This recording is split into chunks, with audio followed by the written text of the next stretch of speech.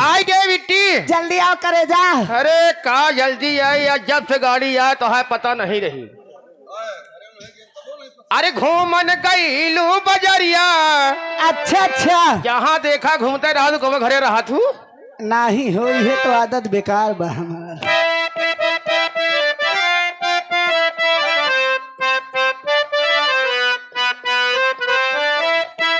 पतेली हम हो गए पतेला। हरामजादा, तुम हो गए पति हाँ और मैं हो गई आपकी पत्नी। पत्नी तू हो गई रंडी हम हो गए रंडा।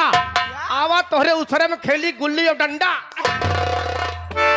हरामजादे कहीं के मुझसे बदतमीजी करने की कोशिश किया हाँ। तो समझ लेना हाँ। मैं तुम्हें ऐसी मार मार दूंगी, ना तो किसी से बताने लायक और ना ही तो किसी को दिखाने लायक रहोगी। कहो दिनेश, दिनेश कुमार भारती, तू ही फैसला करा कौन मार मारी यार। हम दिखाओ न पाओ न बताओ पाओ।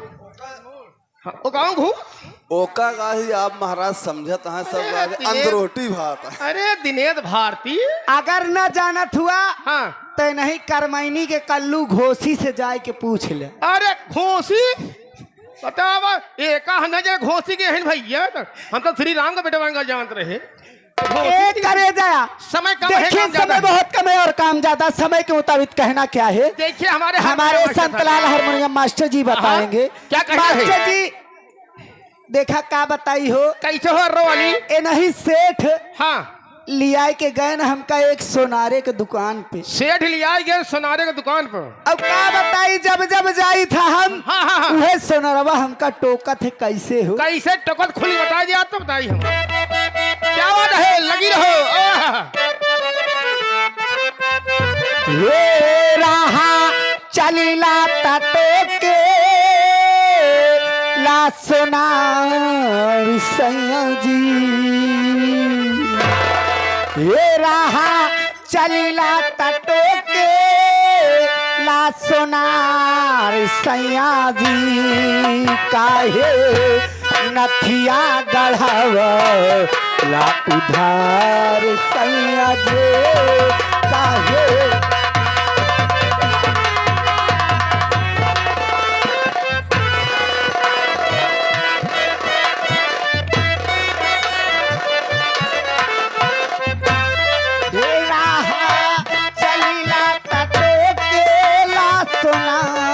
सैया जी। रहा चलीला टटोकेला सोना सैया जी।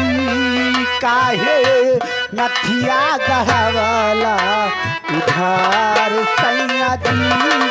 काहे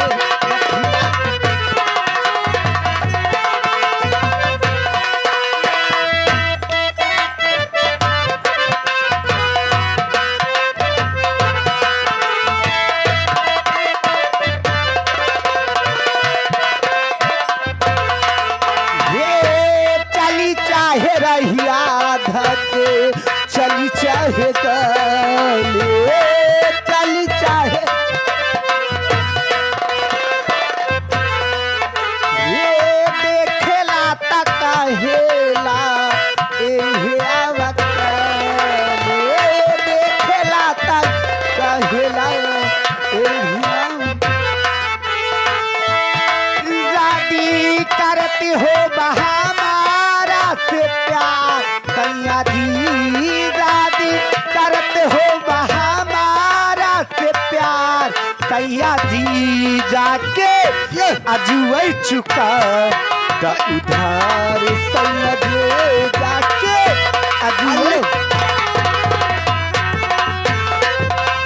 क्या काली साड़ी लई है।